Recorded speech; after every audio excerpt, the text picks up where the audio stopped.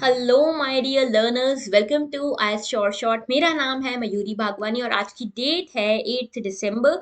8 दिसंबर के जितने भी इम्पोर्टेंट करंट अफेयर्स आज न्यूज़ में हैं उन सभी को एनालाइज करेंगे। तो आज के द हिंदू एनालिसिस में हम बात करेंगे उन सभी आर्टिकल्स की जो कि द हिंदू में छपे हैं और सबसे इम्पोर्टेंट है from the perspective of UPSC.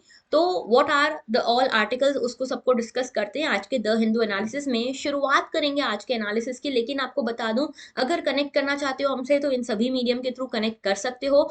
आगे बढ़ रहे हैं, लेकिन उससे पहले आपको बता दूं कि आप सब्सक्राइब करना मत भूलना, क्योंकि आप सब्सक्राइब करोगे तभी हमारी नोटिफिकेशन आप तक पहुंच पाएंगी।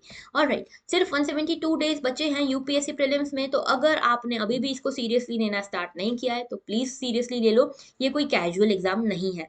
और ऐसा कहने के पीछे मेरा कारण ये है कि देखो, आपका ड्रीम है यूपीएससी, आपका ड्रीम है आईएएस ऑफिसर आईपीएस ऑफिसर बनना, और इसके लिए अल्टीमेटली आपको ही खड़े रहना है। और अगर आप इसके लिए खड़े रहना चाहते हो तो at the end you should know that only you will be having you yourself. अगर आप ये एक्सपेक्ट कर रहे हो कि दूसरे आपको सपोर्ट करें, मोटिवेट करें, एक समय तक करेंगे भी शायद, लेकिन बहुत ज्यादा दिनों तक ये चीज नहीं चल पाएगी। इसीलिए अगर आप चाहते हो कि आपको सबका सपोर्ट मिले, सबसे पहले खुद को सपोर्ट करो, खुद के ड्रीम्स के लिए स्टैंड लो। और वो स्टैंड कैसे लोगे? एक्शन के थ्रू। आप अपने ड्रीम को रियलाइज करने के लिए एक्शन लो, एफर्ट्स करो। ओके, चलिए बढ़ते हैं आज के पहले आर्टिकल की तरफ। पहला आर्टिकल है इकोनॉमी से, बहुत सारे न्यूज़पेपर्स में ये आर्टिकल आया है। आर्टिकल है अबाउट आरबीआई। आरबीआई ने क्या किया है? आरबीआई ने अपने रेपो रेट को बढ़ा दिया है। रेपो रेट क्या है बात करूंगी, लेकिन आरबीआई ने रेपो रेट को बढ़ा दिया है कितने बीपीएस यानी कि बेसिस पॉइंट से? 35 बेसिस पॉइंट से।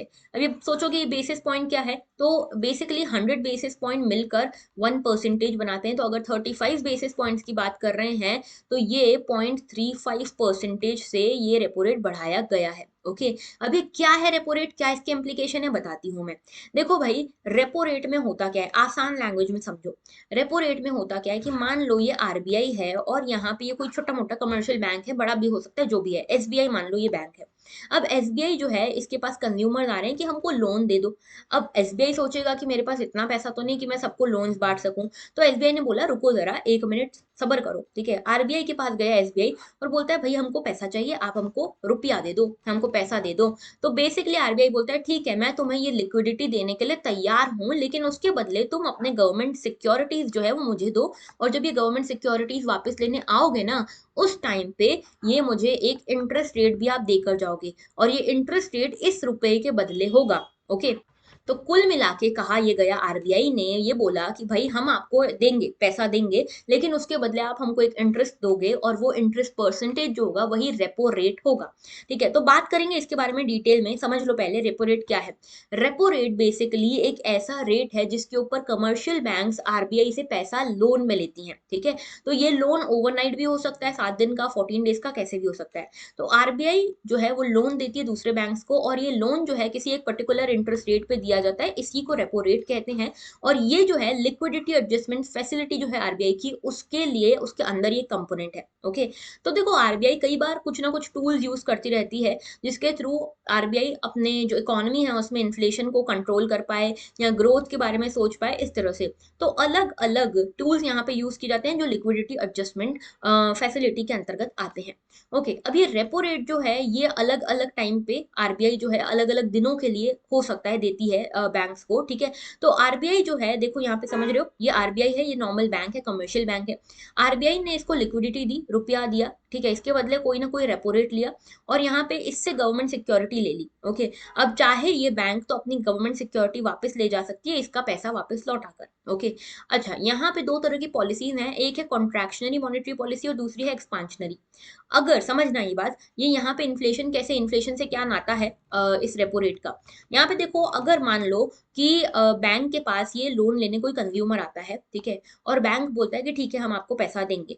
आरबीआई से जाके ये बैंक पैसा लेता है। आरबीआई बोलती है, अभी के लिए फॉर एग्जांपल मान लो आरबीआई ने बोला कि हम तुमको 1% पे, ये एक हाइपोथेटिकल सिचुएशन है। ओके, आरबीआई बोलती है 1% रेपो रेट लेंगे, बैंक खुश होकर बोलता है ठीक है हम दे देंगे तुमको 1%। ठीक है, तो यहाँ से पैसा आ गया बैंक के पास, और बैंक ने इस पर्सन को लोन पे भी दे दिया ये पैसा, और इससे इन्होंने कुछ परसेंटेज मांग लिया, मान लो 1.5% मांग लिया इन्होंने कि भाई हम भी तो कुछ पैसा कमाए यहाँ पे, तो 0.5 हमारे पास आ जाएगा, 1% आरबीआई को दे देंगे। ठीक है, ये सोचा इन्होंने। अब मान लो आरबीआई कुछ टाइम बाद बोलती है कि नहीं भाई 1% नहीं, 2% लेंगे रेपो रेट।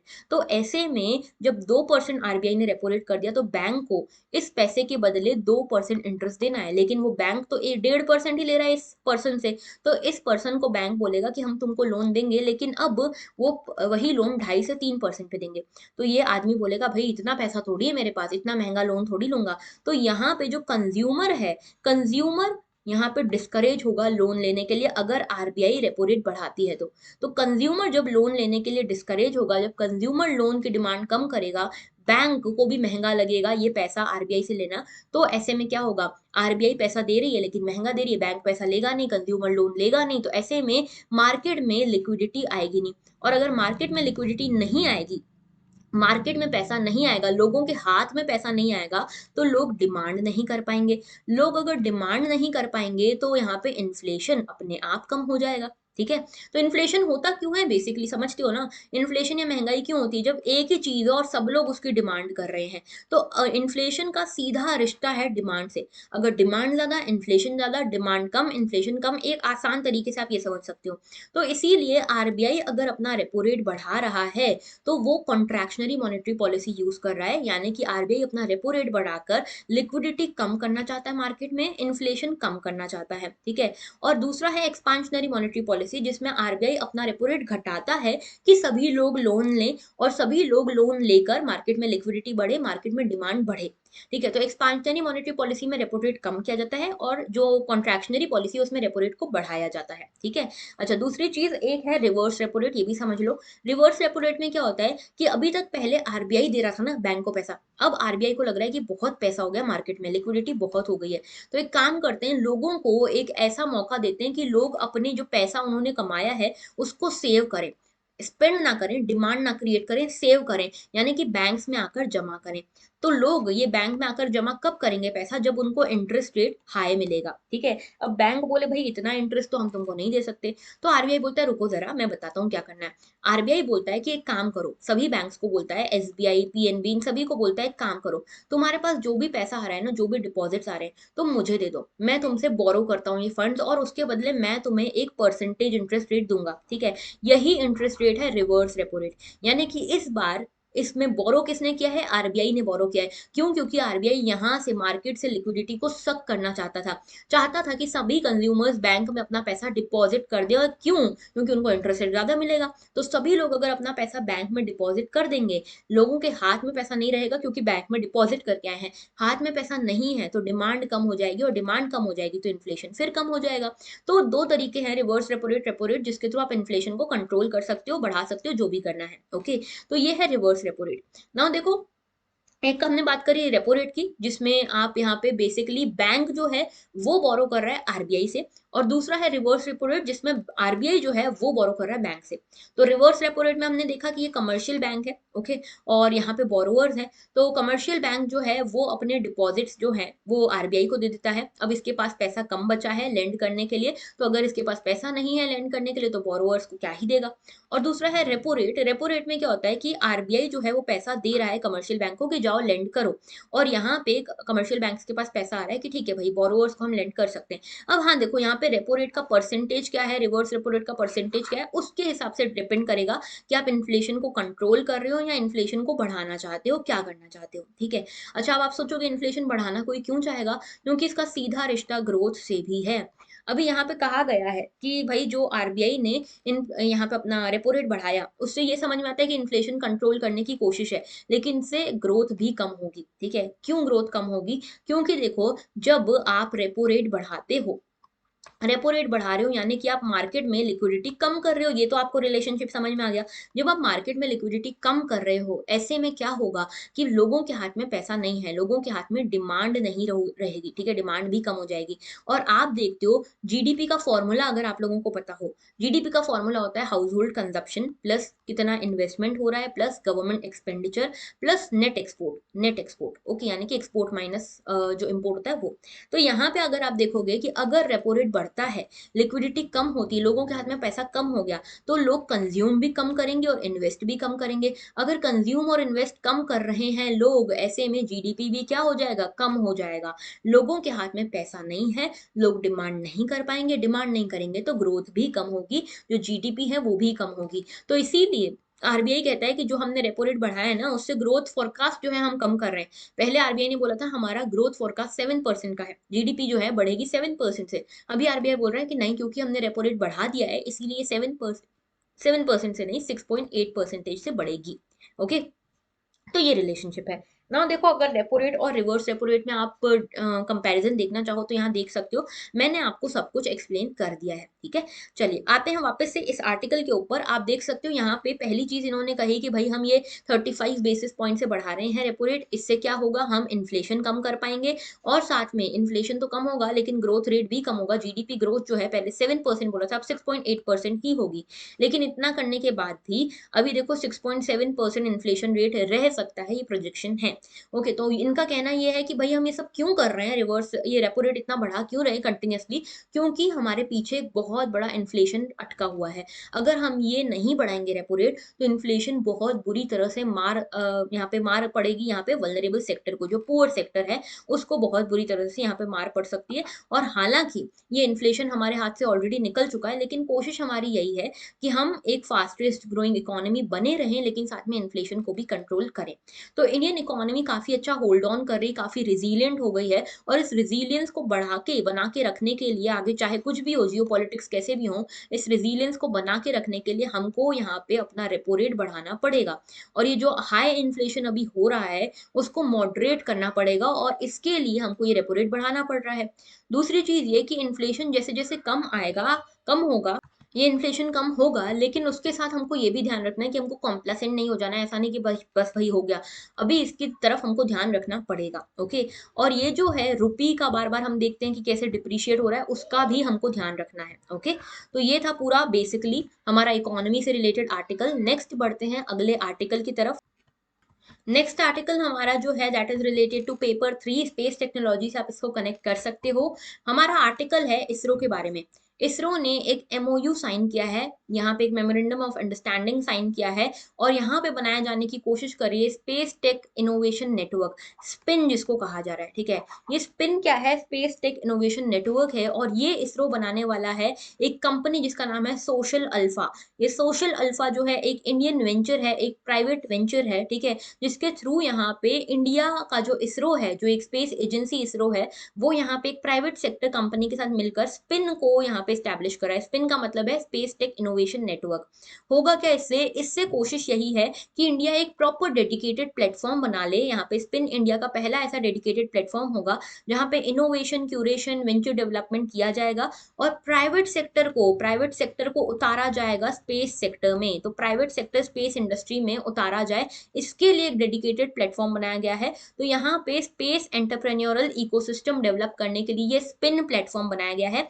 पहली बार इस तरह की एक पब्लिक प्राइवेट कोलैबोरेशन हुआ है, specially in the space sector. Okay, और यहाँ पे एम यही है कि यहाँ पे इनोवेशन टेक्नोलॉजीज बढ़ाई जाएं, अलग अलग लोग इनोवेशन करें। अभी आपको पता होगा विक्रम-S अभी रिसेंटली यहाँ पे लॉन्च हुआ था। ठीक है, तो एक पहला स्पेस रॉकेट था जो एक प्राइवेट सेक्टर ने लॉन्च किया था। कई सारी नई नई यहाँ पे स्पेस वेंचर्स आ रहे हैं, स्पेस स्टार्टअप आ रहे हैं, उनको एक बूस्ट देने के लिए स्पिन प्लेटफॉर्म बनाया जा रहा है। ओके, तो बेसिकली अगर बात करें स्पेस सेक्टर की, तो स्पेस सेक्टर देखो कितना इंपॉर्टेंट है इंडिया में। इंडिया में 2021 का डाटा है, ये स्पेस टेक एनालिटिक्स का डाटा है। इंडिया जो है 6th लार्जेस्ट प्लेयर है इंडस्ट्री में, स्पेस इंडस्ट्री में इंटरनेशनली। तो इंडिया जो है अपना टोटल जितनी भी वर्ल्ड की इंडस्ट्रीज हैं, वर्ल्ड की जितनी भी कंपनीज हैं स्पेस सेक्टर को लेकर, उसमें इंडिया का जो शेयर है that is about 3.6%। Okay, world की सारी स्पेस टेक कंपनीज में यूएस का इसमें शेयर 56.4% है। तो सोचो यूएस अभी सबसे आगे चल रहा है स्पेस टेक में, उसके बाद 6th नंबर पे इंडिया आता है। ठीक है, इसमें दूसरे भी प्लेयर्स हैं जैसे यूके है, कनाडा है, चाइना है, जर्मनी है, इनका भी काफी सारा कंट्रीब्यूशन है स्पेस सेक्टर में। ओके, और India is on 6th number. India की स्पेस इंडस्ट्री की बात करें तो $7 बिलियन यहाँ पे इंडिया की स्पेस सेक्टर इंडस्ट्री है। 2019 की बात है। कोशिश यही है कि 2024 तक ये $50 बिलियन की इंडस्ट्री बन जाए और यहाँ पे कॉस्ट इफेक्टिवनेस आ जाए, जो कि ऑलरेडी हमारे देश में है। आपको पता होगा मंगलयान मिशन के बारे में, मार्स ऑर्बिटर मिशन के बारे में, जो कि हमारे देश ने सिर्फ $75 मिलियन में बना लिया। ओके, और ये पूरी पहली कंट्री है इंडिया जिसने इतने कम प्राइस में पहले अटेम्प्ट में मार्स ऑर्बिटर मिशन जो है उसको सक्सेसफुल किया है। ठीक है, तो ये बहुत चीप था then the western standards. Alright, तो ये हमारा एक बहुत अच्छा, एक बहुत बड़ा स्ट्रेंथ है। ऑलराइट, अच्छा बात करें स्पेस इंडस्ट्री की, तो देखो स्पेस इंडस्ट्री इवॉल्व कर रही है। पहले ये स्पेस इंडस्ट्री एस्ट्रोनॉमी तक लिमिटेड थी। ठीक है, एस्ट्रोनॉमी तक लिमिटेड थी। अब जो है हम यहाँ पे स्पेस में जाने के लिए एक रेस लगी हुई है, कंपटीशन लगा हुआ है। अलग अलग देश जो है अपने अपने स्पेस मिशन को भेज रहे हैं। ठीक है, स्पेस में। इसके बाद स्पेस 3.0 है, ग्लोबल कोऑपरेशन के बारे में। हमने इंटरनेशनल स्पेस स्टेशन बना लिया था 1998 में। सभी लोग कोऑपरेट कर रहे हैं। ओके, और यहाँ पे इंटरनेशनल कोऑपरेशन के थ्रू हम स्पेस को और एक्सप्लोर कर रहे हैं। देन अभी हम आ रहे हैं स्पेस 4.0 की तरफ, यानी कि यहाँ पे हम न्यू स्पेस क्रिएट कर रहे हैं। यहाँ पे इसका कमर्शियलाइजेशन कर रहे हैं, यानी कि प्राइवेट सेक्टर को भी इसमें पार्टिसिपेट करवा रहे हैं स्पेस इंडस्ट्री में। तो अभी ये स्पेस 3.0 और स्पेस 4.0 के बीच में हम लाई करते हैं, जहां पे हम कोशिश कर रहे हैं कि हम हर तरीके से गवर्नमेंट सेक्टर से इसको कन्वर्ट कर पाए प्राइवेट सेक्टर में। ओके, और स्पेस में और एक्सप्लोरेशन कर पाए। तो स्पेस 3.0 से स्पेस 4.0 के ट्रांजिशन पीरियड में अभी हम हैं। ओके, चलिए बढ़ते हैं आगे। Next article is from environment, paper 3 से कनेक्ट कर सकते हो। Kaudinya sanctuary sees a massive shift in all female herd from Tamil Nadu enters Chittor. है क्या भाई पूरा मुद्दा? मुद्दा देखो ऐसा है कि यहाँ पे तमिलनाडु में कई सारे एशियन एलिफेंट्स हैं, और ये एशियन एलिफेंट्स में एक फीमेल हर्ड, ठीक है, यानी कि पूरा फीमेल्स का एक ग्रुप जो है, फीमेल्स का एक हर्ड जो है वो मिलकर जा रहा है आंध्र प्रदेश की कौडिन्या सेंचुरी में।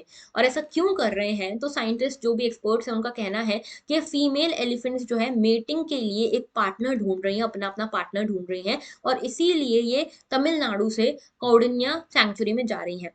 कौडिन्या सेंचुरी जो है यहाँ पे, ये इकलौती ऐसी सेंचुरी है आंध्र प्रदेश में जहाँ एशियन एलिफेंट्स मिलते हैं, और मोस्टली सारे एलिफेंट्स यहाँ पे मेल्स हैं। ओके, तो ये जो 18 मेंबर्स का हर्ड है, ये यहाँ से यहाँ जा रहा है। तो बेसिकली इसको एक अलग इवेंट इसीलिए माना जा रहा है क्योंकि ये इतना बड़ा हर्ड है, 18 मेंबर्स हैं इसमें एलिफेंट्स के, और ये किसी भी तरह का इन्होंने नुकसान नहीं पहुंचाया है। जो ह्यूमन सेटलमेंट्स है उनको काम लिए जा रहे हैं, क्योंकि ये माना जा रहा है कि ये जो फीमेल एलिफेंट है ये मेटिंग के लिए पार्टनर्स ढूंढ रही हैं। ओके, और यहाँ पे इसीलिए कौडिन्या वाइल्ड लाइफ सेंचुरी में जा रही हैं। तो ये कौडिन्या वाइल्ड लाइफ सेंचुरी क्या है? तो देखो आंध्र प्रदेश की एक वाइल्ड लाइफ सेंचुरी है, जहाँ पे इकलौती सेंचुरी है आंध्र प्रदेश में जिसमें एशियन एलिफेंट्स मिलते हैं। ये सेंचुरी जो है ट्रॉपिकल ड्राई डेसिडियस फॉरेस्ट यहाँ मिलता है, थॉर्नी फॉरेस्ट भी आपको मिलता है। एलिफेंट्स के अलावा कई सारे और एनिमल्स मिलते हैं यहाँ पे, स्लॉथ बियर, पैंथर, चीतल and so on, porcupine, wild boar etcetera. यहाँ पे देखो मैप देखो, ये है हमारा आंध्र प्रदेश। आंध्र प्रदेश में ये देख रहे हो, यहाँ तमिलनाडु के जस्ट पास में ये कौडिन्या वाइल्ड लाइफ सेंचुरी है। ठीक है, इस सेंचुरी में ये एलिफेंट्स एंटर कर रहे हैं। ओके, चलिए बढ़ते हैं आगे। एशियन एलिफेंट्स की बात करूं तो देखो एशियन एलिफेंट जो है, 3 सब स्पीशीज टोटल मिलते हैं एशियन एलिफेंट्स के। एक है इंडियन एशियन एलिफेंट, फिर दूसरा है सुमात्रन, और तीसरा है श्रीलंकन। ओके, अगर एशियन एलिफेंट्स की बात करें तो आईयूसीएन की कैटेगरी में ये एंडेंजर्ड कैटेगरी में आते हैं। ठीक है, मैंने आपको कुछ दिनों पहले एक डिफरेंस बताया था African elephants and Asian elephants के बीच में। मैंने बताया था कि अफ्रीकन एलिफेंट्स ज़्यादा बड़े होते हैं, ज़्यादा यहाँ पे नंबर है इनका, और इस तरह से मैंने काफ़ी सारी चीज़ें बताई थी। और एशियन एलिफेंट्स कंपैरेटिवली छोटे होते हैं। एशियन एलिफेंट में भी 3 सब स्पीशीज हैं जो बताइए आपको। इनका काफ़ी वाइडेस्ट रेंज में काफ़ी मिलते हैं ये। ठीक है, लेकिन इशू यहाँ पे हो रहा है पोचिंग का। ठीक है, जो इनका आइवरी पोचिंग हो रही है, टस्क पोचिंग हो रही है, हैबिटेट लॉस का एक इशू है, और ह्यूमन एनिमल कॉन्फ्लिक्ट का एक इशू है। ठीक है, अगर बात करें इनके प्रोटेक्शन स्टेटस की तो वल्नरेबल कैटेगरी में आते हैं एशियन एलिफेंट्स आईयूसीएन के। और दूसरी चीज ये कि वाइल्ड लाइफ प्रोटेक्शन एक्ट है हमारे देश में, उसके शेड्यूल 1 में इसको डाला गया है। साइट्स के भी अपेंडिक्स 1 में एशियन एलिफेंट्स आते हैं। ओके, चलिए बात करते हैं आगे। अच्छा, यहाँ पे देख सकते हो आप, ये वाइल्ड लाइफ सेंचुरीज का एक पूरा मैप है। चाहो तो इसको देख सकते हो, इसको ड्रॉ कर सकते हो आप। यहाँ पे सारे आपको वाइल्ड लाइफ सेंचुरीज देखने को मिलेंगी। बढ़ते हैं आगे। Next issue is the debate around conjugal visits for prisoners. तो कॉन्जुगल राइट्स की यहाँ पे बात हो रही है। इसको आप पेपर 2 से कनेक्ट कर सकते हो, गवर्नमेंट पॉलिसीज गवर्नेंस से इसको कनेक्ट कर सकते हो। मुद्दा क्या है? मुद्दा ये है कि प्रिजन्स में जो प्रिजनर्स हैं उनको कई सारी प्रॉब्लम्स होती है। प्रॉब्लम्स होती है एक तो आइसोलेशन की, लोनलीनेस की, देयर इज नोबडी जिसको आप जानते हो, आपकी फैमिली से कोई नहीं होता, प्रिजनर्स हैं वो, ठीक है। तो आइसोलेशन की एक बहुत बड़ी प्रॉब्लम होती है, लोनलीनेस की प्रॉब्लम होती है, और इसीलिए मेंटल इलनेस का शिकार बन जाते हैं, डिप्रेशन का शिकार बन जाते हैं प्रिजनर्स। इसके अलावा यहाँ पे एड्स जैसी प्रॉब्लम भी बढ़ने लगी है प्रिजनर्स में, प्रिजन्स में। क्यों? क्योंकि यहाँ पे होमोसेक्सुअलिटी आप देखने को मिलती है, होमोसेक्सुअलिटी और सेक्सुअल अग्रेशन बहुत देखने को मिलता है, ठीक है। तो एक तो मेंटल इशू भी है और दूसरा फिजिकल इशू भी है। और इसी के लिए एक सुझाव ये आता है, स्टेट ऑफ पंजाब जो है, उन्होंने कहा है कि भाई यहाँ पे हम प्रिजनर्स को भी कॉन्जुगल राइट्स देते हैं। कॉन्जुगल राइट्स का मतलब ये है कि प्रिजनर्स भी अपने पूरे टाइम में कुछ टाइम यहाँ पे अपनी फैमिली, अपने स्पाउस के साथ गुजार सकें, ठीक है। अपने स्पाउस के साथ गुजार सकें, और जो उनका ये राइट है, कॉन्जुगल राइट्स की जो बात कर रही हूँ, वो राइट टू लाइफ के अंतर्गत आता है, पर्सनल लिबर्टी के अंतर्गत आता है। तो आर्टिकल 21 के अंतर्गत इनके ये राइट्स आते हैं, जो कि आर्टिकल 21 सभी के लिए है, ह्यूमन राइट्स हैं। तो ये आर्टिकल 21 सभी के लिए है। तो इसमें कहना है पंजाब का कि इनमेट्स जो हैं, उनको भी ये राइट होना चाहिए कि कुछ टाइम के लिए, पूरे साल में या पूरे महीनों में कुछ टाइम के लिए वो अपने स्पाउस से, अपनी वाइफ, अपने हस्बैंड से मिल सके, ओके। और बेसिकली उनके साथ उनको कुछ प्राइवेट टाइम दिया जा सके। तो कॉन्जुगल राइट्स क्या है? कॉन्जुगल राइट्स मैरिज से आते हैं। कॉन्जुगल का मतलब ही होता है मैरिज से आने वाली चीजें, कॉन्जुगल वो होती हैं, ठीक है। तो कॉन्जुगल राइट्स मतलब मैरिज से आने वाले राइट्स, और इसमें हस्बैंड या वाइफ का अपने स्पाउस के ऊपर राइट होता है, ठीक है। और यहाँ पे ये जो कॉन्जुगल विजिट्स की बात हो रही है, इसका मतलब ये है कि मान लो कोई ये पर्सन है, ठीक है, ये मेल पर्सन है, जिसको जेल में डाला गया किसी जुर्म के लिए, ठीक है, क्राइम के लिए, तो ये प्रिजनर है। अब इसके पास यहाँ पे राइट होना चाहिए कुछ ना कुछ, कि भाई एक टाइम में, एक थ्रेशोल्ड टाइम में, एक बार, दो बार, जो भी है, इसकी वाइफ इसको विजिट करने आ सके, और इनको कुछ टाइम प्राइवेट में दिया जाए, ओके, सो दैट ये आपस में एक दूसरे को emotional and physical support provide कर सकें, ओके। तो ये प्राइवेसी में इनको जेल के अंदर ही कुछ टाइम दिया जाना चाहिए, ओके। तो ये कॉन्जुगल विजिट्स जो है, इसका ये माना जा रहा है, साइकोलॉजिस्ट भी मानते हैं कि काफी पॉजिटिव इंपैक्ट देखने को मिलेगा प्रिजन्स में। तो एक तो साइकोलॉजिकल हेल्थ बेनिफिट है कि ये जो डिप्रेशन, एंग्जाइटी, मेंटल इलनेस वाले प्रॉब्लम्स हैं आइसोलेशन के कारण, वो नहीं होंगे। और दूसरा कि यहाँ पे मैरिटल टाइज भी स्ट्रांग होंगे। जो मैरिटल टाइज टूट जाते हैं जनरली, अगर किसी पर्सन को जेल हो जाती है, तो फैमिली रिलेशन, मैरिटल टाइज टूट जाते हैं, ये मैरिटल टाइज टूटेंगे नहीं, ओके। और ये जो होमोसेक्सुअलिटी, सेक्सुअल अग्रेशन प्रिजनर्स में देखी जाती है, ये भी कम होगी, ओके। अच्छा, इसके साथ में जो प्रिजनर राइट्स हैं, उसको भी इंटरनेशनली रिकॉग्नाइज किया गया है। UN standard minimum rules for the treatment of prison, और universal declaration for human rights, और साथ में international covenant on civil and political rights, इन सभी में कॉन्जुगल राइट्स की भी बात यहाँ पे होती है, ओके। तो यहाँ पे जो पर्सन है, प्रिजनर है, उसके पास भी राइट टू लाइफ है, इनहेरेंट डिग्निटी का उसके पास भी राइट है, और इसके लिए ये कॉन्जुगल राइट्स की बात हो रही है, ओके। चलिए बात करते हैं आगे, जुडिशियल व्यूज क्या है। तो यहाँ पे सुनील बत्रा वर्सेस दिल्ली एडमिनिस्ट्रेशन जो केस आया था, उसमें जस्टिस अय्यर कहते हैं कि प्रिजनर जो है, अगर उसे फैमिली और फ्रेंड्स मिलने आते हैं, तो जो आइसोलेशन वो फेस कर रहा है, उसमें भी उसको एक सोलेस मिलता है, यानी कि उसमें भी एक उसको सुकून मिलता है। और ये अच्छा है, एक डीह्यूमनाइज्ड सिस्टम में, यानी कि एक ऐसा प्रिजन जैसा सिस्टम है, वहां पे इस तरह का सोलेस मिलना अच्छा है। और अगर हम ये भी नहीं दे पा रहे हैं, तो हम किस तरह की सोसाइटी में रह रहे हैं, ठीक है। तो हाई कोर्ट का कहना यहाँ पे अलग अलग रहा है कॉन्जुगल राइट्स के बारे में, कि भाई कॉन्जुगल राइट्स देने चाहिए कि नहीं देने चाहिए प्रिजनर्स को। लेकिन यहाँ पे Maharaj, case of Maharaj versus state है, 2022 का ही केस है। मद्रास हाई कोर्ट कहता है कि यहाँ पे जो कॉन्जुगल राइट्स की बात है, तो ये conjugal rights right to life के अंतर्गत आते हैं, आर्टिकल 21 के अंतर्गत आते हैं। लेकिन यहाँ पे डिफरेंशियल स्टैंडर्ड्स होने चाहिए आर्टिकल 21 को भी इंप्लीमेंट करने के, ओके। फंडामेंटल राइट्स हैं, तो प्रिजनर कौन सा इसके लिए एलिजिबल है, कौन सा नहीं है, इसको देखना पड़ेगा। पंजाब मॉडल कहता है, स्टेट गाइडलाइन ने क्लियरिफाई किया है कि भाई देखो, कॉन्जुगल राइट्स जो है ना, ये एक प्रिविलेज है, एक लग्जरी है, ओके, जो कि आपका राइट नहीं हो सकता, ये भी कहा है स्टेट ऑफ गवर्नमेंट ने, जो स्टेट ऑफ पंजाब है। और इनका कहना ये है कि एवरेज टाइम हम देंगे, कॉन्जुगल राइट्स के लिए भी टाइम देंगे, तो 2 महीने में एक बार 2 घंटे के लिए हम ये कॉन्जुगल राइट्स परफॉर्म करने का आपको राइट देते हैं, ठीक है। इसके साथ में ये भी कहा गया है कि यहाँ पे ये चीज़ें ध्यान रखी जाएंगी कि मैरिज सर्टिफिकेट वगैरह आप पहले प्रोवाइड करो, मेडिकल सर्टिफिकेट, कि जो स्पाउस आपका जेल के अंदर आ रहा है आपसे मिलने, उसको कहीं एचआईवी वगैरह तो नहीं है, इस तरह की चीज़ें ध्यान रखी जाएगी। और ये फैसिलिटी जो सेक्सुअल ऑफेंडर्स हैं, हाई रिस्क प्रिजनर्स हैं, टेररिस्ट हैं, उनको ये चीज़ नहीं दी जाएगी, ओके। तो ये था पूरा आर्टिकल। एंड कॉन्जुगल राइट्स के अंतर्गत क्या क्या आता है, तो देखो, ओवरऑल कॉन्जुगल राइट्स के अंदर लिविंग टुगेदर आता है, कि आप जो स्पाउस है आपका आपके साथ रहे। मैरिटल इंटरकोर्स भी इसके अंतर्गत आता है। कंफर्ट एक दूसरे को आप दो, इमोशनल फिजिकल तरीका का। एंड मैट्रिमोनियल ऑब्लिगेशंस की जो हाउस होल्ड की रिस्पॉन्सिबिलिटी है, दोनों उठाएंगे। ये सब कुछ चीजें जो है कॉन्जुगल राइट्स के अंतर्गत आती हैं। ओके, नेक्स्ट बात करते हैं हमारे नेक्स्ट इशू की। Plan to install 500 gigawatt of renewable energy capacity by 2030 to cost 2.44 trillion rupees, sorry dollar नहीं रुपीस। तो देखो हुआ क्या है, हमारे इंडिया ने ये ठाना है कि बाय 2030 हमको 500 gigawatt renewable energy resources allocate करने हैं, इसको डेवलप करना है, और इसके लिए जो कॉस्ट आने वाला है वो इतना है 2.44 ट्रिलियन रुपीस। ओके, तो देखो कुल मिला के इंडिया में जो सेंट्रल इलेक्ट्रिसिटी अथॉरिटी है उनका कहना ये है कि हम 500 गीगावाट एनर्जी सप्लाई करने वाले हैं रिन्यूएबल रिसोर्सेज से बाय 2030, और उसमें कम से कम हमको 2.44 ट्रिलियन रुपीस या फिर 2.44 लाख करोड़ रुपए का खर्चा आएगा। ओके, और ये जो है इंटरनेशनल क्लाइमेट कमिटमेंट के अंतर्गत हमारा काम है। हमारे जो प्राइम मिनिस्टर हैं वो पंचामृत टारगेट्स के अंतर्गत ये कहकर आए हैं COP26 में कि भाई ऐसा है कि हम यहाँ पे बाय 2030 अपने जो half of the energy capacity है वो नॉन फॉसिल फ्यूल्स के थ्रू लेकर आएंगे, यानी कि रिन्यूएबल रिसोर्सेज के थ्रू लेकर आएंगे। तो डेवलपिंग कंट्रीज जैसे इंडिया है, इंडिया ने अपनी कुछ जियो पॉलिटिकल कमिटमेंट्स करी हैं, कुछ क्लाइमेट कमिटमेंट्स करी हैं, उसमें हमारा ये जो हम आगे बढ़ रहे हैं इस चीज़ की तरफ, वो बढ़ रहे हैं और उसमें इतना कॉस्ट आने वाला है।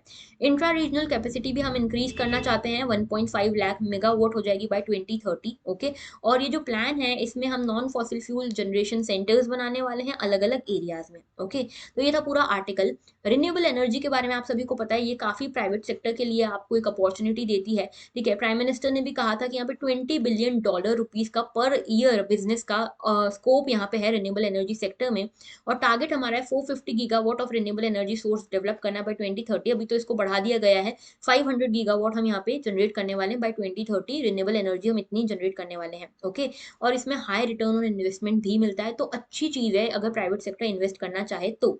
इसके अलावा मेंटेनेंस कॉस्ट भी कम है। ठीक है, कम मेंटेनेंस कॉस्ट में आप इतना अच्छा एफोर्ड कर पा रहे हो, ये भी एक इसका बेनिफिट है। सस्टेनेबिलिटी रहती है क्योंकि पॉल्यूशन कम रहेगा, एनवायरमेंट फ्रेंडली एनर्जी चीज है। ठीक है, एनर्जी सोर्स है। आत्मनिर्भर भारत को बढ़ाएगा। ठीक है, क्यों? क्योंकि प्राइवेट सेक्टर भी यहाँ पे अगर आता है, इन्वेस्ट करता है, तो एम्प्लॉयमेंट जनरेट होंगी, और लास्ट माइल कनेक्टिविटी मिल सकती है, क्योंकि आपको अगर आप फॉसिल फ्यूल्स के थ्रू एनर्जी दे रहे हो, कनेक्टिविटी दे रहे हो, तो वो अलग बात है, लेकिन आपको रिन्यूएबल सोर्सेज के थ्रू लास्ट माइल कनेक्टिविटी मिल सकती है, जहां पे लॉसेस भी कम होंगे, ट्रांसमिशन एंड डिस्ट्रीब्यूशन लॉसेस भी कम होंगे। ओके, तो ये था पूरा आर्टिकल। और लास्ट हमारा आज का है एक एडिटोरियल, बिम्स्टेक एज की to new South Asian regional order. तो देखो आज के टाइम पे सार्क की बात हो रही है। सार्क जो है, सार्क चार्टर डे है आज, 8 दिसंबर है, सार्क चार्टर डे है, और ऐसे में एडिटोरियल में बताया गया कि किस तरह से सार्क इररेलेवेंट हो रहा है और इसकी जगह अब बिम्स्टेक ले सकता है। ठीक है, तो पूरा मुद्दा इंटरनेशनल रिलेशन से कनेक्टेड है। देखते हैं कि क्या क्या कहा गया है इस आर्टिकल में। सबसे पहले मैं पेन का कलर चेंज कर लेती हूँ सो दैट आप थोड़ा सा क्लियरली आइडेंटिफाई कर पाओगे। तो देखो आज जो है सार्क चार्टर डे है, 37 ईयर्स हो गए हैं, 1985 के आसपास सार्क में हमने सार्क बनाया था। 8 कंट्रीज ने मिलकर यहाँ पे सार्क में पार्टिसिपेट किया था। ठीक है, तो पहले तो इसमें कई सारी कंट्रीज ऑलरेडी थी, बांग्लादेश, भूटान, इंडिया, मालदीव्स, नेपाल, पाकिस्तान और श्रीलंका पहले थे, बाद में अफगानिस्तान भी ऐड हो गया था। ठीक है, और यहाँ पे ये सब होने के बाद भी, 8 कंट्रीज होने के बाद भी, पूरा का पूरा साउथ एशिया कवर होने के बाद भी, आज की डेट में सार्क जो है बुरी तरह से फेल हो गया है। क्यों फेल हो गया है? क्योंकि यहाँ पे कई सारे इश्यूज हैं। एक तो इंडिया पाकिस्तान का बायलैटरल इशू है, इंडिया पाकिस्तान की आपस की लड़ाई में सार्क पूरा खत्म हो गया। और ये जो है इसके कारण क्या हुआ, साउथ एशिया जो इतना इंपॉर्टेंट रीजन है, इंडो पैसिफिक के आसपास आता है, इस रीजन में कोई भी एक भी यहाँ पे इंट्रा रीजनल या इंटर रीजनल ऑर्गेनाइजेशन नहीं बची है। ठीक है, तो एक्सट्रीमली पुअर रीजन है, और यहाँ पे लीस्ट इंटीग्रेटेड रीजन है ये। ओके, और साथ में यहाँ पे इन्वेस्टमेंट वगैरह सब कम है, इंट्रा रीजनल जो ट्रेड होना चाहिए वो भी बहुत कम है। और जहाँ पे आप अगर कंपेयर करोगे ना, ASEAN, BIMSTEC, African region, Europe, इन सभी के कंपैरिजन में सबसे कम इंटीग्रेटेड अगर कोई रीजन है तो वो है south India, south Asia. Okay, Pakistan की बात करें तो पाकिस्तान हर बार ऑब्स्ट्रक्शन लगाता था सार्क में। ठीक है, कभी वीटो कर देगा, कभी मेजर इनिशिएटिव्स को रोक देगा, जैसे मोटर व्हीकल एग्रीमेंट रोक दिया। ओके, रीजनल कनेक्टिविटी रोक दी। इसके अलावा पाकिस्तान बार बार इंडिया के ऊपर अटैक कराता था, टेररिस्ट अटैक। तो आखिरकार इंडिया ने थक हार के बोला कि भाई 2014 के बाद से सार्क में हम तब तक पार्टिसिपेट नहीं करेंगे जब तक पाकिस्तान पार्टिसिपेट करेगा। तो ये पूरा मुद्दा है। ओके, अब देखो सिग्निफिकेंस की बात करें रीजनलिज्म की, तो देखो सार्क क्यों जरूरी है, क्योंकि देखो सार्क हमारा नेबर है, सार्क की सारी कंट्रीज हमारी नेबरिंग कंट्रीज हैं, और हम हमारे नेशनल इंटरेस्ट के लिए नेबरिंग कंट्रीज के साथ हमारे रिलेशनशिप अच्छे होना जरूरी है। हमारा नेबरहुड फर्स्ट पॉलिसी भी आई है, और सार्क जो है ये इकलौती ऐसी ऑर्गेनाइजेशन था, ओनली इंटरगवर्नमेंटल ऑर्गेनाइजेशन था जो पैन साउथ एशिया रीच का था, ठीक है। लेकिन इंडिया जो है इसमें देखा गया कि सार्क जो है, सार्क को इंडिया ने एज अ लेंस से देखना शुरू करा। इस लेंस से शुरू किया देखना कि पाकिस्तान इसमें है, और अगर पाकिस्तान रहेगा तो हम इसमें नहीं जाएंगे। इस तरह से सार्क को देखना इंडिया ने शुरू किया, जिसके कारण सार्क और वीकन होता गया, और सार्क के वीकन होने से ये पूरा जो रीजन है इसकी स्टेबिलिटी भी गिरती गई। और जो रीजनल इंस्टीट्यूशन हमने बनाए थे इतनी मुश्किल से, जैसे हमारा साउथ एशियन यूनिवर्सिटी बनाई थी जिसमें इंडिया का काफ़ी अच्छा हेजिमनी थी यहाँ पे, और इंडिया की जो सॉफ्ट पावर थी वो भी यहाँ पे दिख रही थी, वो भी अब धीरे धीरे कम होने लगी। ओके, इसके साथ में बायलैटरलिज्म की तरफ हमारा फोकस चला गया कि भाई दो कंट्रीज आपस में ही बात कर लेंगी, कोई ग्रुपिंग की जरूरत नहीं है। लेकिन देखो, बायलैटरलिज्म अच्छी चीज़ है, लेकिन ये कहीं से कहीं तक सब्सटीट्यूट नहीं कर सकती रीजनलिज्म को, क्योंकि रीजनलिज्म में सारी कंट्रीज साथ में आती है, सब कोऑपरेट करके कुछ ना कुछ हल निकालते हैं। बायलैटरलिज्म में ऐसा नहीं हो पाता। तो रीजनलिज्म आप देखते हो काफ़ी सक्सेसफुल मॉडल आपने देखे होंगे रीजनलिज्म के, जैसे एशियन कंट्रीज आपने देखी होगी, यूरोपियन यूनियन देखा होगा, ठीक है, अफ्रीका की जो अफ्रीकन यूनियन है वो देखा होगा। ये सब रीजनल मॉडल्स हैं जो काफ़ी अच्छा कर रहे हैं। तो हमारे देश में अगर हम चाहते हैं कि भाई आसपास की कंट्रीज के साथ अच्छा रिलेशन निभाए, मल्टीलेटरलिज्म हो, कंसेंशस हो, तो उसके लिए रीजनलिज्म की तरफ हमको जाना चाहिए। ऐसे में बिम्स्टेक और एशियान हमारी एक रे ऑफ होप दिखते हैं। तो सही तरीका ये है कि देखो, साउथ एशिया जो हमारा सार्क है उसको रेनोवेट करने के, यहाँ वापस से री इग्नाइट करने का एक ही तरीका है कि भाई यहाँ पे जो चार्टर है उसको फिर से लाया जाए, नया लाके, और जियो पॉलिटिकल जो मुद्दे हैं उसको रिजॉल्व करके फिर से पॉलिटिकल विल के साथ आया जाए। लेकिन ये बहुत आइडियलिस्टिक लगता है, ठीक है। तो इसमें क्या कर सकते हैं, जो नई हमारी ऑर्गेनाइजेशन है जैसे बिम्स्टेक है, एशियान है, इनके साथ हम कोलैबोरेट करें और इनके साथ हम आगे बढ़ें। तो बिम्स्टेक चार्टर है, देखो बिम्स्टेक चार्टर है सार्क चार्टर जैसे ही, तो सार्क से बेटर है बिम्स्टेक चार्टर, क्योंकि इसमें आप नए मेंबर्स को ऐड कर सकते हो, इसमें बाकी सारी चीज़ें भी है। लेकिन एक चीज़ है बिम्स्टेक चार्टर के साथ भी, जो एशियान में है वो बिम्स्टेक में नहीं है।